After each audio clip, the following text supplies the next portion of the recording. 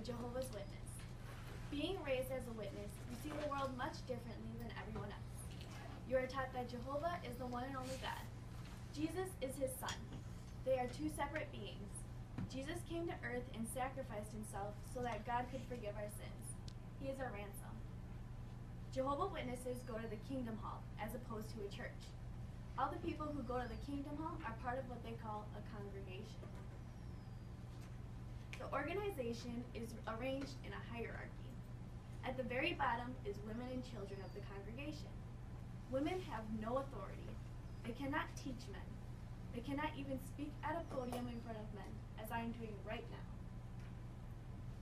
They are not to question any decision made by a man. That is slander. The next level is a ministerial servant. These men have small responsibilities within the congregation. They were responsible for some of the teaching also. The men who carry the most responsibility in the congregation is the body of elders. They were responsible for everything and everyone in the congregation. The next level is the traveling overseers. These men travel all over and make sure the elders in the congregations are completing all of their duties. And the final level is the governing body. These men claim to be our channel of communication with God. They are the ones who create all the rules within the religion. All the members of the governing body are going to heaven. All members of the church are required to partake in field service. This is when you go door to door to tell the world about the religion.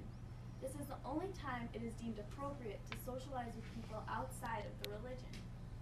People outside of the religion are called worldly.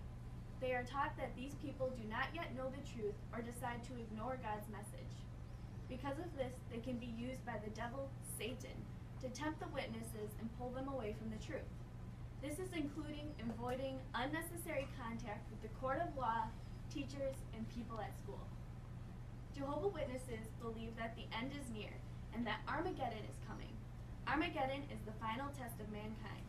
After Armageddon, the faithful will be resurrected and brought back from the dead to live on paradise earth.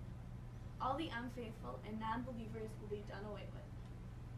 So growing up, I was taught that everyone I knew outside of the religion, including my father, was going to be killed in Armageddon.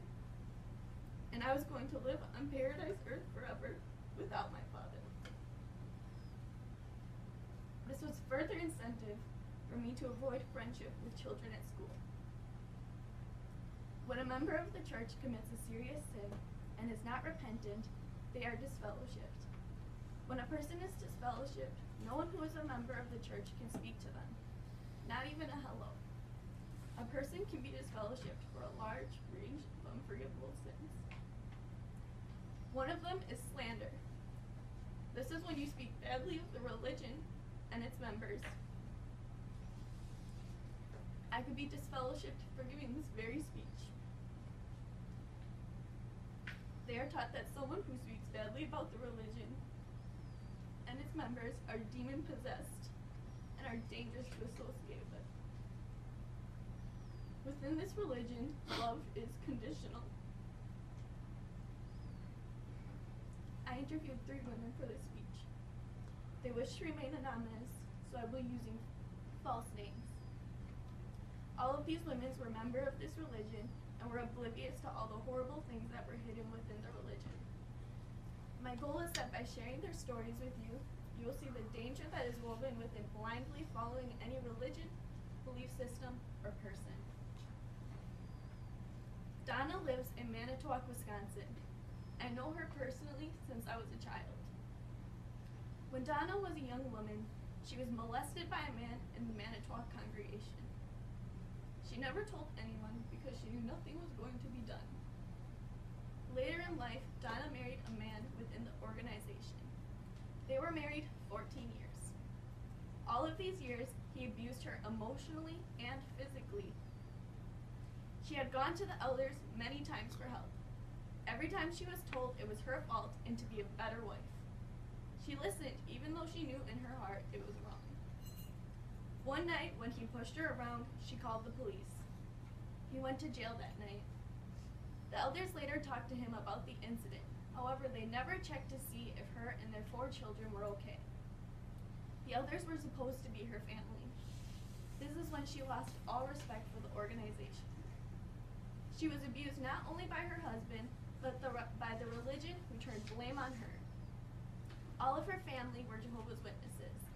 The organization is all she knew. She did not want to disappoint them, her husband, or Jehovah all those years. If she did, they would no longer love her. In the end, we all can see the organization let her down. Donna was brave enough to think for herself. She told me, "Never allow the way you were brought up or the fear of disappointing your family cause you to compromise what you know is right thing in your heart, or cause you to stay in a situation where you feel unsafe and unacknowledged." They have since been divorced, but the abuse did not end there.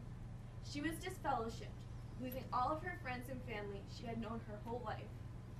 To make matters worse, her children were taught not to speak to her because she was evil. They were isolated by her ex-husband and know nothing other than this religion. They are also terrified of disappointing her father and their God. The religion is separating a capable and loving mother from her children. Nothing could be more devastating as a mother.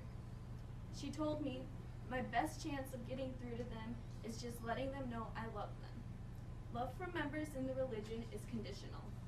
Donna knows that her unconditional love for her children will stand out to them when they can see past the isolated world their controlling father allows them to see. Jane has a son with a degenerative brain disease. When the Jehovah's Witnesses came to her 10 years ago, they promised to save her son. She was immediately sucked into the religion. Her husband wanted nothing to do with the religion. The religion requires so much it enveloped her whole life. Her husband left her because of this. She never blamed him for leaving. Jane's mother was a drug addict, so she grew up in foster homes. Jane's only family was the congregation. Jane sold insurance policies for a living. 4 years ago, she was delivering an insurance policy to a man's house. When she arrived, she was raped. Afterwards, she immediately called a friend in the congregation to take her to the hospital. Jane told me, "My main injury beside the tearing was that I had bruised handprints around my neck.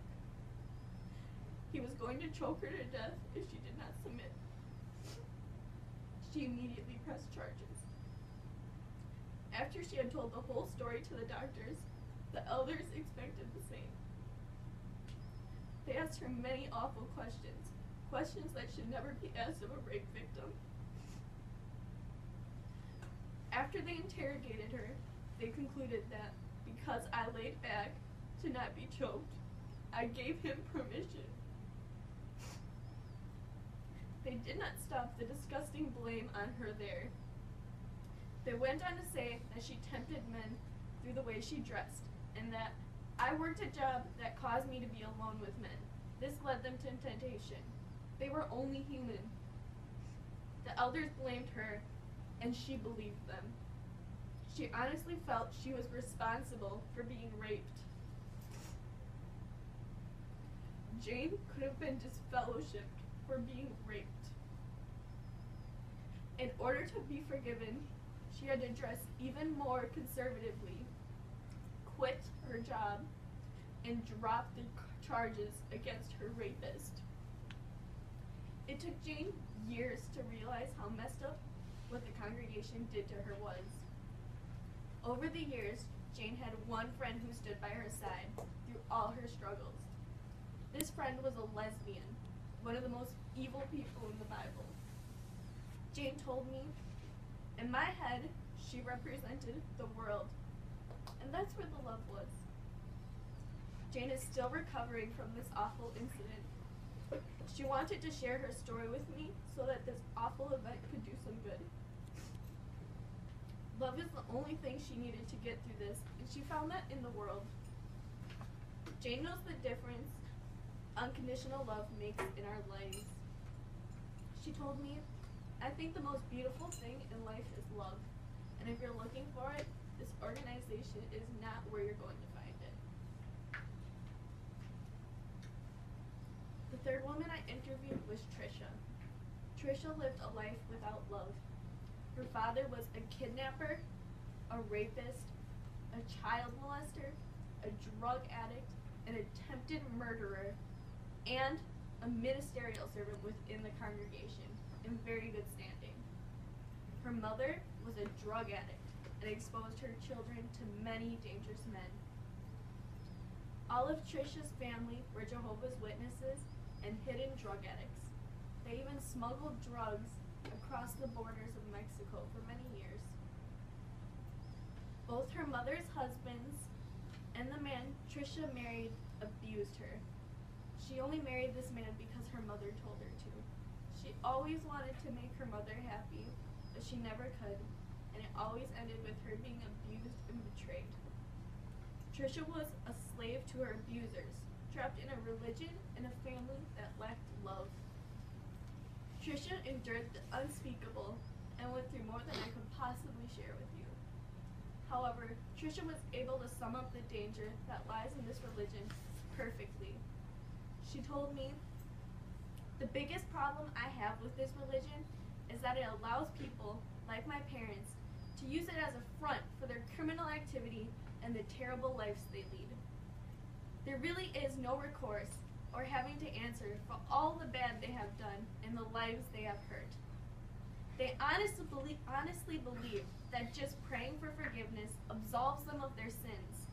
They leave the victims to pick up the broken pieces themselves, often with no help and no support from anyone. Witnesses are taught to mistrust the world, so you are not trying to be a good witness. You don't go outside the witnesses for help.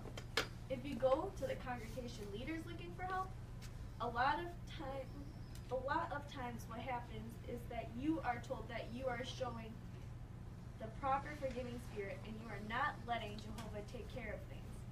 It is a broken system that blames the victim and takes all someone's own natural powers from them. It is a religion that preaches love and acceptance. But the reality is everything is conditional. Love and acceptance is only extended as long as members practice absolute obedience and question nothing, ever. This religion destroys lives, destroys families, and they do it largely unchecked. No one knows because they are really good at silencing the ones who leave. These women are the strongest people I have ever spoken to. These women have experienced more cruelty than I can fathom, yet remain kind and loving. They are living proof that you do not need religion to be moral. But also, being religious does not make you moral. After learning all this organization has hid from its members, I want no part of it. Needless to say, my mother and I are no longer Jehovah's Witnesses, and as a result, we have lost all of our friends and family within the organization. We were both told this was the one true religion, as did Donna, Jane, and Trisha. The majority of people in the religion believe it is the only way to save their lives in Armageddon and do not know the secrets that are being covered up. Learning all the cruelty and corruption that was hidden in this religion flipped our worlds upside down. Everything we devoted our lives to was nothing. We do not want any of you to experience the stress and confusion of losing everything. Unconditional love is what gave Donna, Jane, Trisha, and I the courage to share our stories. It is vital that you think for yourself so you are never blindly devoting your lives to a dangerous and awful cause.